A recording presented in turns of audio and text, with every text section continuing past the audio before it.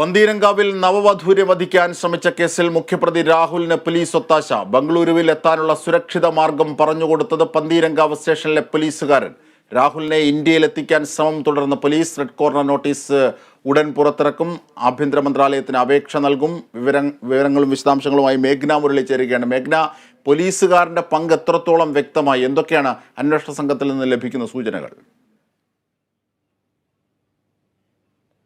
അജിംഷാദ്, പന്തീരങ്കാവ് ഗാർഹിക പീഡന കേസിലെ പ്രതി രാഹുൽ വിദേശത്തേക്ക് എത്തി എന്നുള്ള ഒരു വിവരം അന്വേഷണ സംഘം ഉറപ്പിച്ചതോടുകൂടി തന്നെ ഈ രാഹുലിനെ നാട്ടിലേക്ക് എത്തിക്കാനുള്ള ശ്രമങ്ങളടക്കം ദ്രുതഗതിയിൽ നടക്കുന്നതിനിടെയാണ് ഈ പോലീസ് സംഘത്തിൽ നിന്ന് തന്നെ ഒരു ഒത്താശ അല്ലെങ്കിൽ ഒരു ചാരപ്പണി ഉണ്ടായിട്ടുണ്ട് എന്നുള്ള ഒരു ഗുരുതരമായിട്ടുള്ള വിവരം പുറത്തു വരുന്നത്.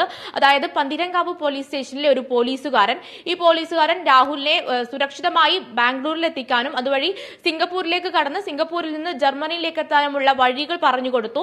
എന്തൊക്കെ ചെയ്യണം, എങ്ങനെയൊക്കെ പെരുമാറണം എന്നുള്ള കാര്യങ്ങളടക്കം പറഞ്ഞു കൊടുത്തു എന്നുള്ള അത്രയേറെ ഗുരുതരമായിട്ടുള്ള വിഷയമാണ് പുറത്തു വരുന്നത്. അതായത് രാഹുൽ ഈ സംഭവം ഉണ്ടായി പിറ്റേ ദിവസമാണ് രാഹുൽ ഇവിടെ നിന്ന് രക്ഷപ്പെടുന്നത്. അതിനുശേഷം ബാംഗ്ലൂർ എത്തി, ചെക്ക് പോസ്റ്റിൽ നിന്ന് മുഖം മറച്ച് ബാംഗ്ലൂരിലേക്ക് എത്തുക അടക്കമുള്ള വിവരങ്ങൾ ഈ പോലീസുകാരൻ രാഹുലിന് പറഞ്ഞു കൊടുത്തിട്ടുണ്ട്. ഇതിന്റെ വിശദാംശങ്ങൾ പുറത്തു വരുന്നത് ഇന്നലെ രാഹുലിന്റെ സുഹൃത്ത് പിടിയിലായിരുന്നു. രാഹുലിന്റെ സുഹൃത്ത് രാജേഷിൽ നിന്നാണ് ഈ വിവരങ്ങളുടെ ഈ പോലീസുകാരന്റെ ഒരു പങ്കിനെ കുറിച്ച് അടക്കമുള്ള വിവരങ്ങൾ പുറത്തു വരുന്നത്. രാജേഷിനെയും ഈ പോലീസുകാരൻ നേരിൽ കണ്ട് സംസാരിച്ചിട്ടുണ്ട്. മാത്രമല്ല ഫോൺ വഴിയും നിരവധി തവണ ബന്ധപ്പെട്ട വിവരങ്ങളടക്കം പുറത്തു വരുന്നു. ഈ ആരോപണ വിധേയനായിട്ടുള്ള പോലീസുകാരന്റെ ഫോൺ വിവരങ്ങളടക്കം പരിശോധിച്ചു വരികയാണ്.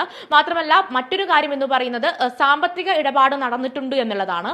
ഈ പോലീസുകാരന് സുഹൃത്തായിട്ടുള്ള രാജേഷ് പണം നൽകിയിട്ടുണ്ട്. അത് കൈക്കൂലി എന്ന രീതിയിലേക്ക് പറയാനാവുമോ എന്നുള്ള വിശദാംശങ്ങൾ ഇതുവരെ ലഭിച്ചിട്ടില്ല. പക്ഷേ സാമ്പത്തിക ഇടപാട് നടന്നിട്ടുണ്ട് എന്നുള്ള കാര്യം കൂടി ഇപ്പോൾ പുറത്തു വരുന്നുണ്ട്.